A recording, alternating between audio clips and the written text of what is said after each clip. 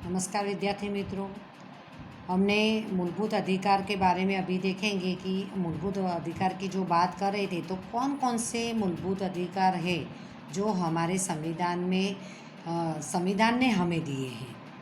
तो उसके बारे में हम देखेंगे कि राष्ट्र की स्थिरता यानी देश व्यवस्थित चले, व्यक्ति की स्वातंत्र्य की सुरक्षा, हमें जो आज़ादी मिलनी चाहिए सभी चीज़ में, जो सोचने की है, घूमने फिरने की है, अपने मर्जी से कामकाज करने की जो सुरक्षा है, तथा तानाशाही शासन के समक्ष रक्षण के लिए अगर कई जगह जो शासन चलाने वाला तानाशाही होता है यानी वो बोले वैसा ही होना चाहिए, उसके सामने रक्षण मिले, उसके लिए मूलभूत अधिकार आवश्यक है। ये सभी देश के लिए कि देश के विकास के लिए, वहाँ के व्यक्ति की स्वतंत्रता के लिए, यानी वो अपनी मर्जी से सोच सके, काम कर सके, पढ़ लिख सके, और वहाँ का जो शासन करने वाला सत्ताधारी है वो उन पर अत्याचार न करे, इसके सामने उसके रक्षण के लिए ये मूलभूत अधिकार जरूरी है। अभी हम देखेंगे कि हमारे संविधान ने हमें कौन कौन से मूलभूत अधिकार दिए गए हैं। तो 6 अधिकार हमें दिए हैं, वो आपको याद कर ही लेना है। पहला अधिकार है समानता का अधिकार, दूसरा स्वतंत्रता का अधिकार, तीसरा शोषण के विरुद्ध अधिकार, चौथा धार्मिक स्वतंत्रता का अधिकार, और पांचवा है सांस्कृतिक तथा शैक्षणिक अधिकार, और छठा है संवैधानिक उपचारों का अधिकार। तो पहला जो अधिकार है उसके बारे में हम चर्चा करेंगे, समानता का अधिकार।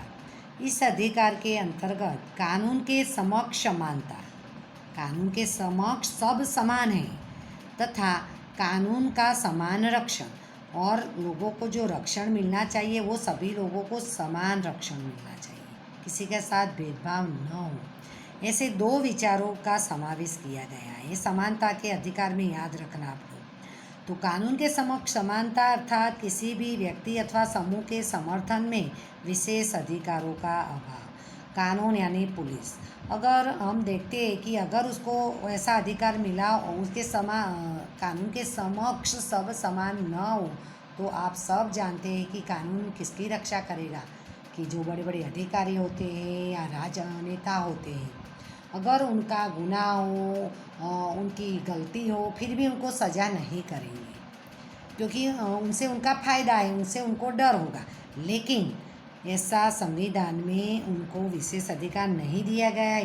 प्रधानमंत्री से लेकर चपरासी से लेकर चाहे प्रधानमंत्री या उनका कोई रिश्तेदार या बेटा हो, सबके लिए कानून एक है, सबके लिए सज़ा भी एक है, दंड भी एक है, चाहे कोई भी हो।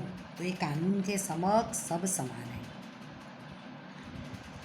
एक समान परिस्थितियों में आने वाले व्यक्तियों पर एक समान कानून लगा। अभी कोई भी गुनाह के लिए जो सज़ा है वो चाहे कोई सामान्य व्यक्ति हो या कोई बड़ा राजनेता या बड़ा अधिकारी हो, उनके लिए समान ही सजा या दंड या रहता है। इस अधिकार के अंतर्गत व्यक्तियों के बीच जाति, धर्म, भाषा, लिंग या जन्मस्थान आदि के किसी का कोई भेदभाव नहीं होता। अभी आप बोलोगे कि ऐसा तो नहीं होता मैम, पुलिस कई बार उनके रिश्तेदार हो या उनको कोई घूस देता है तो गुनहगार को भी छोड़ देते हैं, निर्दोष को सज़ा होती है। तो वो हमारे लिए बहुत शर्मजनक बात है कि ऐसी चीज़ होती है, पर ऐसा कोई कानून नहीं है, ऐसा होना चाहिए। पुलिस को जो जिम्मेदारी है, कानून की जो जिम्मेदारी है, उनके लिए गुनहगार चाहे वो बड़ा कलेक्टर बोला अभी कि प्रधानमंत्री या उसका कोई रिश्तेदार ही क्यों ना हो, सबके लिए एक ही गुने की सज़ा एक ही सबके लिए एक बराबर ही होती है। बाद में वो कोई भेदभाव नहीं, न धर्म का, न जाति का, न लिंग का, न आवक का, न जन्मस्थान का, चाहे वो अपना सगा भाई भी क्यों ना हो। एक गुनाह है, उनके लिए सज़ा सबके लिए बराबर होती है, और कानून सबके लिए समान होता है। हमें भी रक्षण चाहिए या कोई बड़े अधिकारी को चाहिए तो समान रक्षण सबको मिलता है। अभी ये बात मैंने पहले ही बताई, प्रधानमंत्री से लेकर चपरासी तक किसी भी व्यक्ति को कानून का उल्लंघन किया हो, अभी कानून जो नियम बनाए, जो कानून है वो कोई बड़ा अधिकारी या प्रधानमंत्री या कलेक्टर है या कोई सामान्य चपरासी तोड़े तो सबके लिए एक प्रकार का नियम सज़ा होती है। सामान्य नागरिक की तरह वह जिम्मेदार होता है, कोई भी बड़ा व्यक्ति भी। तो सामान्य न्यायालय के फैसले के अधीन होगा, यानी कोई भी व्यक्ति के लिए जो भी फैसला है वो एक बराबर होता है, जबकि राष्ट्रपति और राज्यपाल के कुछ विशेष अधिकार दिए गए। अभी कोई फैसला कोर्ट सुनाती है तो राष्ट्रपति और राज्यपाल उस फैसले को बदल सकते हो, उसके अलावा कोई भी नहीं बदल सकता है। कानून का समान रक्षण का अर्थ है कि समान परिस्थितियों में कानून की व्यवहार समान होना चाहिए।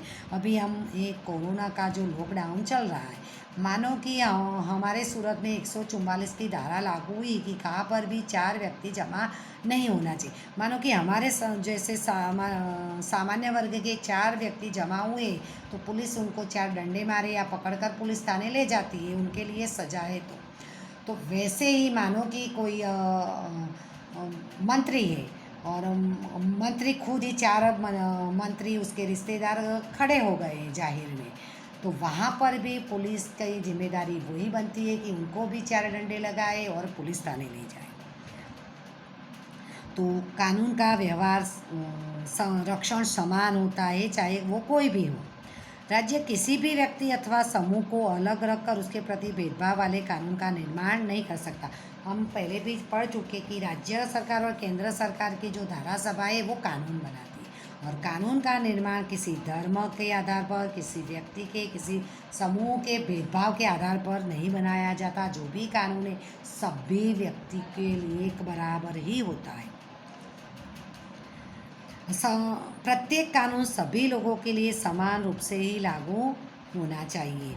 किसी भी नागरिक को दुकान, रेस्टोरेंट, होटल, सार्वजनिक मनोरंजन के स्थान पर प्रवेश प्राप्त करना, अभी ये दुकान में जाना है, होटल में जाना है या सार्वजनिक कोई थिएटर में जाना है, तो वो सबके लिए उसके लिए प्रवेश होता है। ऐसा नहीं कि वहाँ बड़े व्यक्ति जाते, गरीब नहीं जा सकते, ऐसा नहीं है।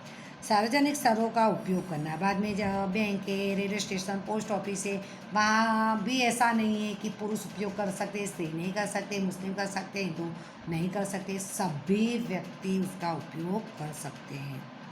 रास्तों, तालाबों, कुओं का उपयोग आदि के संदर्भ में, बाद में जाहिर निर्माण कार्य है, सड़क है तो सड़क का भी सब उपयोग करते हैं, तालाब, कुओं का भी सभी लोग उपयोग कर सकते हैं। उसी में किसी के साथ कोई भी भेदभाव नहीं हो सकता है।